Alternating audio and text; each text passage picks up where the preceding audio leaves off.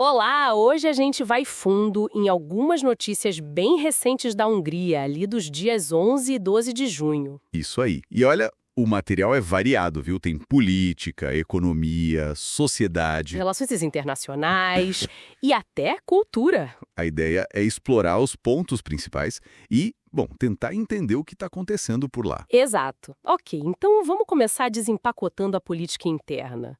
Pelo que eu li, o parlamento andou bem ativo, né? Aprovaram umas leis novas.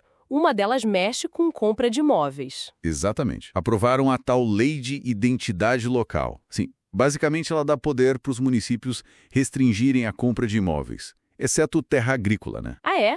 E para quem seria essa restrição? Para estrangeiros e para quem não mora lá. A ideia, segundo eles, é priorizar o pessoal local e preservar as características das cidades, especialmente em lugares como o Lago Balaton, sabe? Entendi. Um foco no localismo, então. E teve mais alguma lei nessa linha de, digamos, controle ou segurança? Teve sim.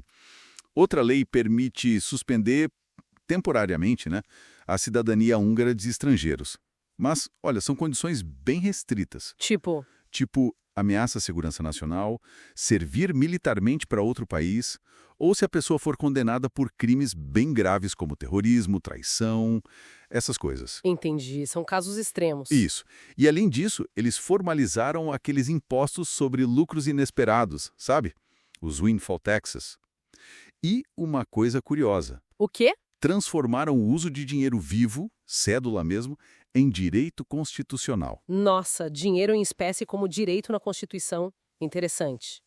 E no campo das nomeações políticas, teve alguma coisa que chamou a atenção? Com certeza. O Peter Polt, ele foi eleito novo chefe do Tribunal Constitucional. Pô, ele já é o procurador-geral, não é? E acho que já foi candidato pelo Fidesz, o partido do governo. Exatamente, ele mesmo. Então, essa nomeação dele para a chefia do Tribunal Constitucional, bom, levanta discussões, né? Sobre independência judicial, equilíbrio de poderes. Imagino. E fora do governo central, como é que está a situação na capital, em Budapeste? Lá o prefeito, o Karacsony, continua naquela briga, né? Ele diz que está lutando para conseguir de volta verbas da cidade que, segundo ele, o governo Orbán está segurando.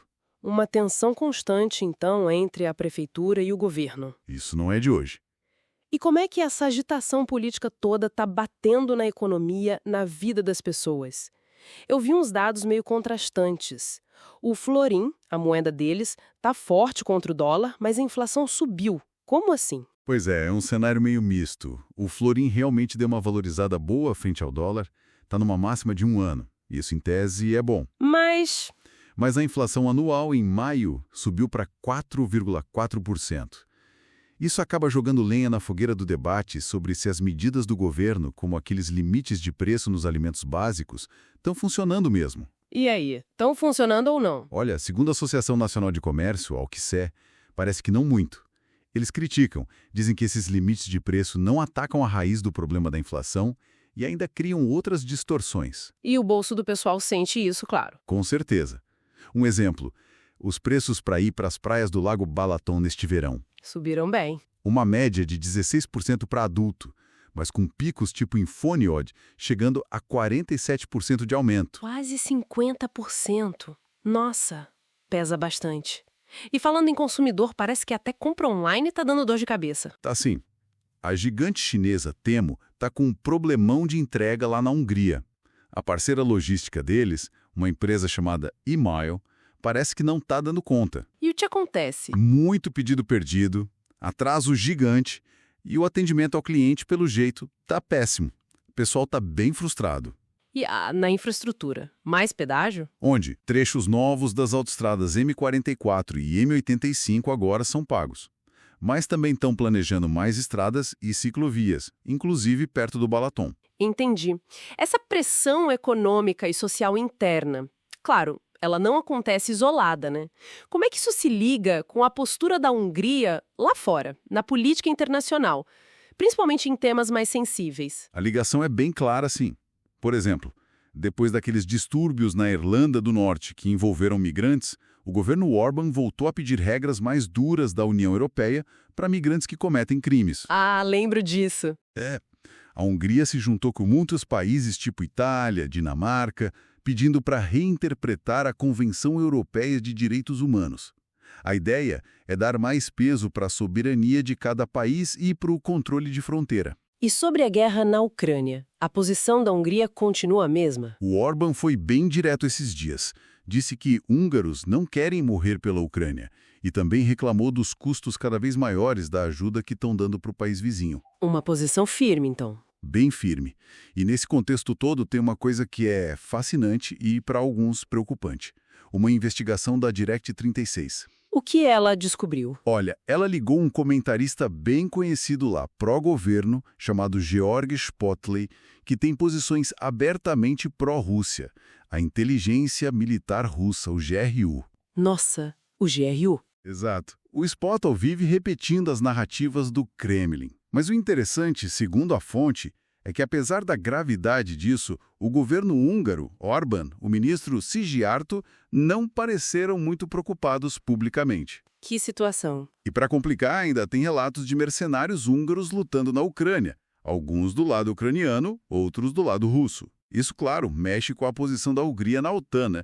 Especialmente com a Rússia exigindo limites para a expansão da aliança. É muita complexidade mesmo. E pra gente ir fechando, teve também umas notícias mais culturais e outras pontuais, né? Sim. Umas mais leves, outras nem tanto. Teve uma descoberta histórica incrível na Transilvânia, lá na Romênia. O que acharam? Um decreto original do rei Matias I da Hungria, de 1470. Estava perdido há mais de 130 anos. Acharam agora, vão restaurar. Super bacana. Que legal! E mais? Bom, um restaurante de Budapeste, Beli de Mama, entrou numa lista importante, a 50 Top Pizza, como uma das 50 melhores pizzarias da Europa. E teve uma notícia triste também. Qual? Um acidente aéreo grave da Air India na Índia. Pouquíssimos sobreviventes. O governo húngaro confirmou que, até onde sabem, não havia cidadãos húngaros entre as vítimas. Ufa! Bom, um mosaico bem completo de notícias mesmo. Exatamente. E sabe, isso tudo junto levanta uma questão importante para a gente pensar, né? Qual? Se a gente pega essas leis novas, reforçando o controle interno, os problemas econômicos que não somem, como a inflação, essa postura externa bem assertiva, às vezes controversa, e ainda por cima, essas suspeitas de influência externa como a russa, como é que essas peças todas se encaixam?